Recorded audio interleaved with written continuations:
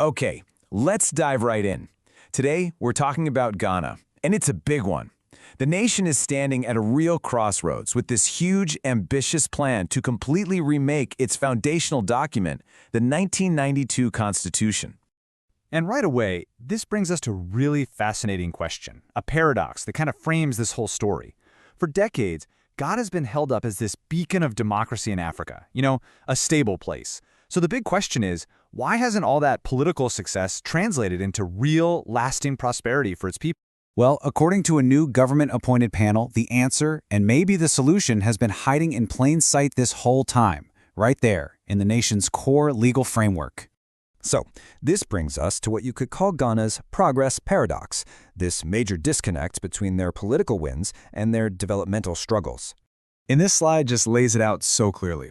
On the one hand, you've got this incredible success story, right? A durable, multi-party system that's been going strong for over 30 years. But then you look at the other side, and all that stability, it just hasn't brought the kind of sustained economic growth and development you'd think would follow. So what's really holding Ghana back? Well, the review committee pointed to a few key villains, you could say, that are baked right into the current constitution. We're talking about way too much power in the president's hands, a system where jobs are handed out based on loyalty, not merit, politics that's all about the short term, just winning that next 4-year election cycle, and of course, a real lack of financial discipline from the government. Now, in response to all this, the committee didn't just suggest a few tweaks here and there. Nope. They've put forward what's being called a truly radical new blueprint for the entire nation. And this is really important. This whole thing wasn't just cooked up by a few people in a back room. Look at that number, 21,500. That's how many citizens the panel talked to, all across the country. They really wanted to make sure these recommendations came from the ground up, reflecting what people actually want. And you don't have to take my word for how big a deal this is. The president himself, John Dramani Mahama, when he got the report, he called the proposals revolutionary and radical. I mean, when the head of state uses words like that, you know we're talking about some potentially massive changes. All right, so what exactly is in this radical blueprint? Let's break down the 5 biggest changes they're proposing. Okay, this table really gets to the heart of it all.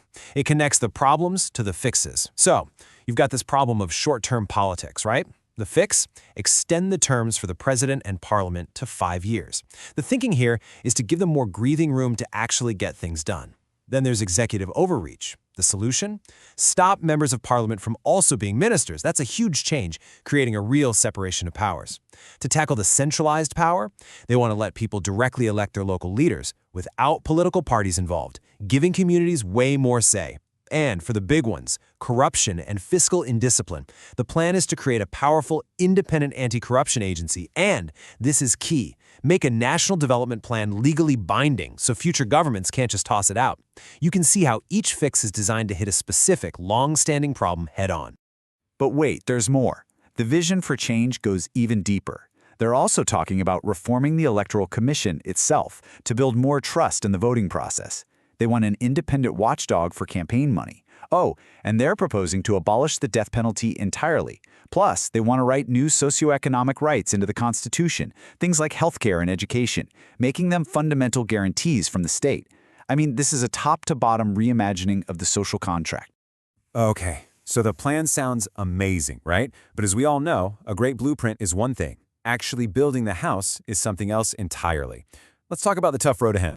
Yeah, turning these ideas into law is not a walk in the park. It's a political marathon. First, you need a 2/3 supermajority in parliament to say yes. And then it has to go to a national referendum, where the whole country has to approve it. That is a massive hurdle to clear.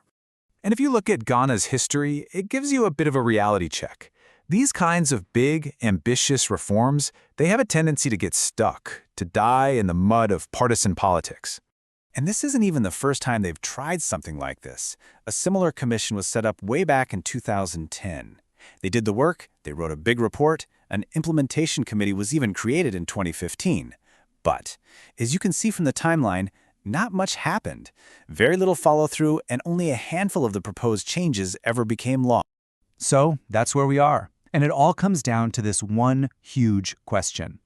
After all these years of political stability but frustratingly slow progress, after all the failed attempts at reform, can Ghana finally find the political will to break this cycle of gridlock? Can they actually build the future that's laid out in this radical new blueprint? That's the real test.